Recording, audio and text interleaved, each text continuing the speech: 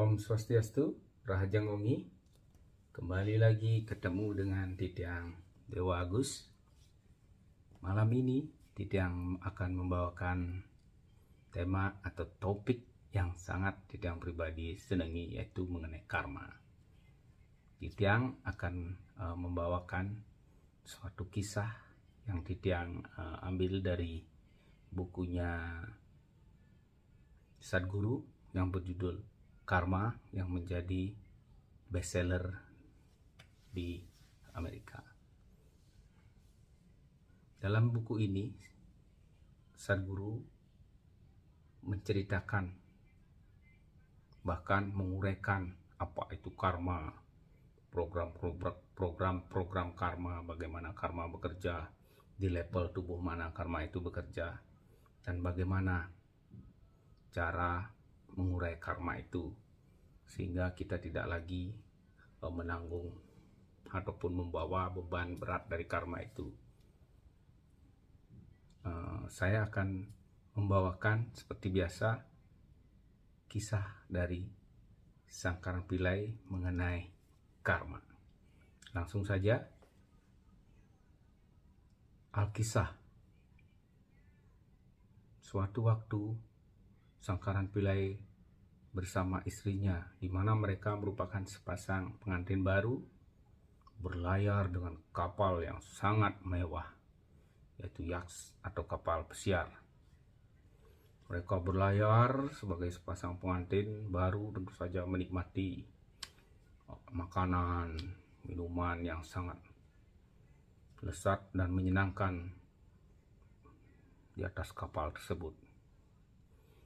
Setelah beberapa lama berlayar di lautan lepas, tiba-tiba terjadilah badai yang sangat besar sehingga menyebabkan kapal itu tenggelam. Untungnya mereka berdua bisa berenang untuk mencapai pulau yang terdekat. Tetapi pulau itu adalah pulau kosong tanpa penghuni. Mereka masih sempat menyelamatkan beberapa barang berupa persediaan makanan kaleng untuk beberapa hari. Setelah terdampar di pulau tersebut, Sang Karanpillai tampak santai. Ia duduk bersila dalam pose semedi dan meditasi. Istrinya sangat marah melihat Sang Karanpillai duduk dalam posisi tersebut. Ia menegur, "Suamiku, bagaimana kamu bisa sangat santai dalam keadaan yang seperti ini, dalam keadaan gawat gini? Kita terdampar di pulau kosong dan kita tidak akan ditemukan oleh siapapun. Kita akan mati di sini. Persediaan makanan hanya untuk beberapa hari," kata istrinya. Sang Karanpillai sangat tenang. Dengan santai dia menjawab, "Istriku, aku minta maaf. Sebenarnya sudah berapa lama aku menyembunyikan sesuatu darimu." Istrinya tambah marah. Dia membentak Sang Karanpillai, "Apa yang kamu sembunyikan dariku?" katanya. Sang Karanpillai pun menceritakan, "Istriku, dulu aku adalah mahasiswa yang sangat miskin.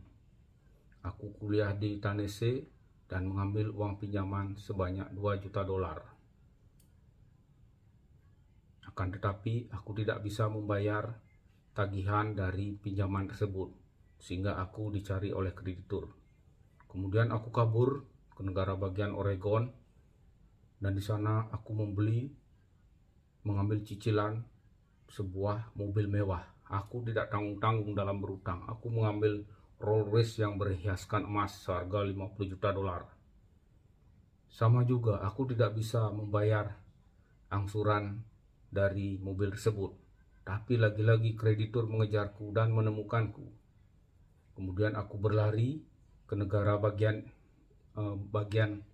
Florida, dan aku ketemu denganmu, kemudian menikah denganmu. Tapi sebelum menikah, aku mengambil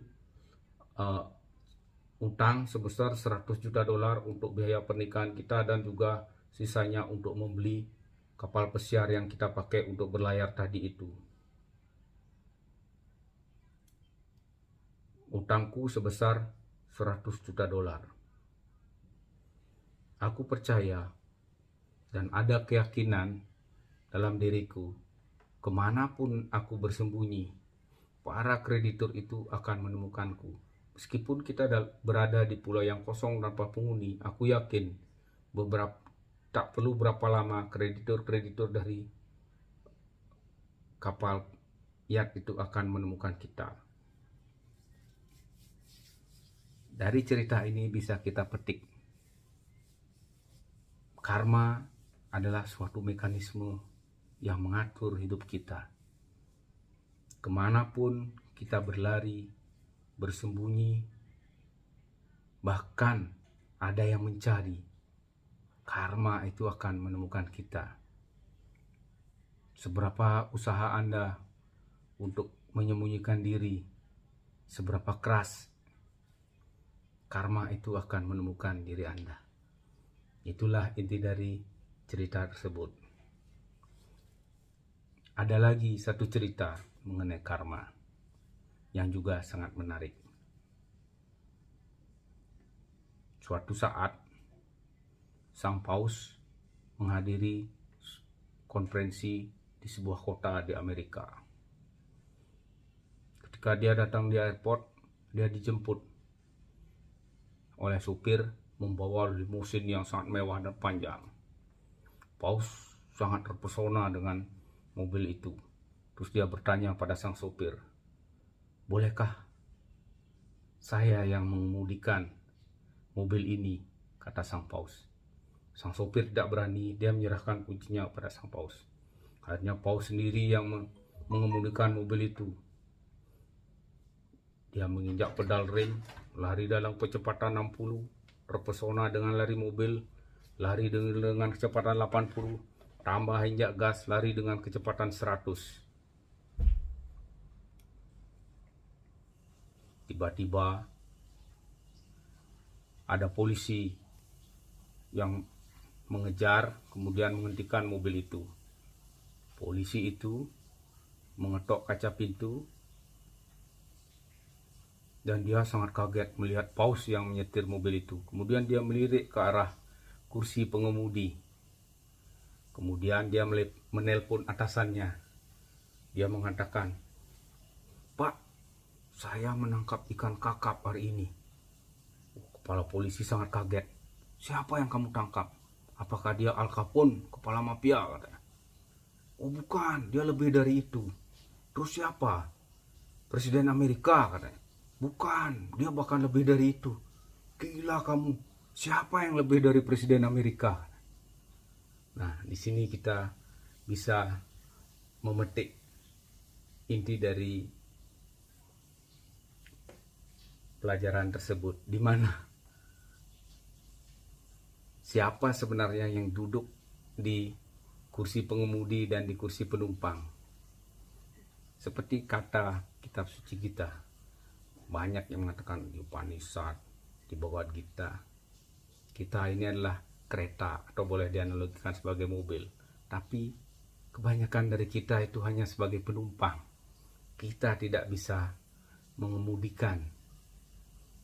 Banyak orang yang terjebak dalam kehidupan ini, hanya mengikuti alur, mengikuti kemana hidup ini membawa. Alih-alih menyalahkan takdir yang menyebabkan hidupku seperti ini. Padahal dia lupa, dialah sang supir sebenarnya. Disitulah karma berperan. Untuk selanjutnya, kita akan membahas mengenai karma. Mungkin semeton sareng sami, kalau kita di Bali kita mengenal 3 jenis karma, yaitu sancita karma pala, itu dimana perbuatan masa lalu yang kita nikmati sekarang. Terus ada prarabdha karma pala, perbuatan sekarang kita nikmati saat itu juga. Ada kriyamana, perbuatan sekarang kita nikmati di masa depan. Tapi Titiang juga mencarikan dari beberapa buku bahwa karma itu kita lebih senang, lebih tepat atau lebih enjoy bila kita menyebutnya sebagai memori. Jadi basic dasar kehidupan sebenarnya adalah memori. Jiwa atau Atman berada dalam tubuh ini karena terikat dengan memori atau struktur karma. Ibarat gelembung sabun atau gelembung balon, di mana gelembung itu adalah memori itu sendiri atau karma itu sendiri. Sementara udara yang ada dalam balon, apa bedanya dengan udara yang ada di luar balon? Yang membatasi jiwa adalah tubuh ini atau karma. Apabila semeton bisa menuntaskan tabungan karma, kita akan melangkah lebih ringan. Ibaratnya seperti kita membawa sekarung beban. Apabila kita masih muda, tidak apa-apa kita mengambil beban yang lebih berat kemudian membawanya dalam perjalanan. Dalam perjalanan itu ternyata karung itu apabila kita bisa menikmati ternyata berisi makanan. Nah, sambil jalan kita nikmati, kita tuntaskan isi dari karung itu sehingga akhirnya kosong. Karma itu ibaratnya seperti karung tersebut. Kami lebih senang menyebut karma itu sebagai memori. Dan dari bukunya Sadhguru itu ada 8 jenis memori, yaitu 4 ini memori yang kita tidak bisa pengaruhi karena ini merupakan bawaan kita, dan 4 lagi yang kita bisa pengaruhi.